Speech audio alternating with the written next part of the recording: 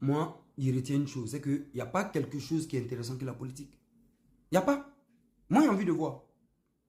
Mais je suis sidéré, je suis même estomaqué de voir certains tontons en costume cravate, des cadres, des intellectuels sur les plateaux de télé en Côte d'Ivoire qui disent à la jeunesse, allez au champ, hein, allez travailler, hein, ne vous intéressez pas à la politique. Hein. Mais je n'ai pas... J'ai réfléchi toujours de savoir pourquoi ils disent ça, mais je n'arrive pas à trouver une réponse. Ils disent, vous là, ne vous intéressez pas à la politique, laissez la politique aux politiciens. Mais c'est qui les politiciens? En fait, moi jusqu'à maintenant, je ne comprends pas, je n'ai pas compris. Allez voir les vidéos sont là, les tontons. Ne vous intéressez pas à la politique, hein, les jeunes là. Allez faire vos boulots. Mais c'est... Donc, et après, vous approchez ces mêmes jeunes là d'aller voter pour vous. Mais si moi, je ne me suis pas intéressé à la politique, à quel moment je vais voter pour toi? Parce que je n'ai rien suivi. Je ne connais pas ton programme de société.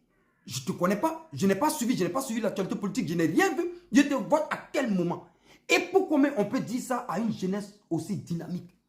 Donc, c'est-à-dire que voilà, vous êtes pour le divertissement. Ils n'ont qu'à aller danser sur TikTok. Les émissions télé de divertissement seulement. Vous voulez nous voir dans l'alcool, dans la prostitution. C'est ça là. C'est dans ça que vous aimez nous voir. Au lieu que cette jeunesse-là s'intéresse à la politique. Mais je n'ai jamais vu ça.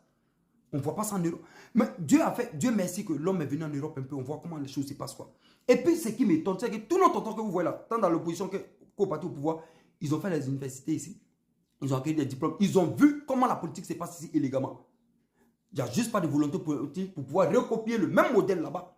Ils n'en ont pas envie. Ok, mais ne dites pas à la jeunesse de ne pas s'intéresser à la politique. Mais pourquoi? Mais moi, qui peut m'expliquer? Je n'ai jamais compris ça. Qui comprend ça à vous? Moi, je comprends pas. La jeunesse doit s'intéresser à la politique. Mais s'il y a quelque chose qui est bon que la politique. Mais regardez cette jeunesse-là, vous ne voulez pas qu'ils s'intéressent. Mais regardez la jeunesse-là, regardez ce qu'ils font aujourd'hui. Les trucs de Huck seulement qui les intéressent. Et puis les communicants, je parle toujours de vous. Les communicants de l'opposition. Vous avez vu, tellement vous avez mal communiqué, vous avez insulté les tontons là jusqu'à aujourd'hui, ça vous rattrape. C'est pas que vos camarades ne sont pas bons. C'est pas que vos leaders de l'opposition ne sont pas bons. C'est parce que vous n'avez pas le souffle. Il y a 5 ans, 10 ans encore qui viennent encore dans l'opposition. Vous n'étiez pas prêts et puis vous êtes venu en politique.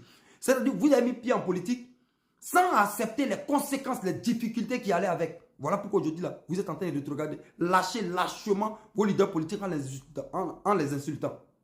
Et c'est bien dommage parce que vous n'étiez pas prêts. Ça va vous servir de leçon. Les communicants du parti au pouvoir.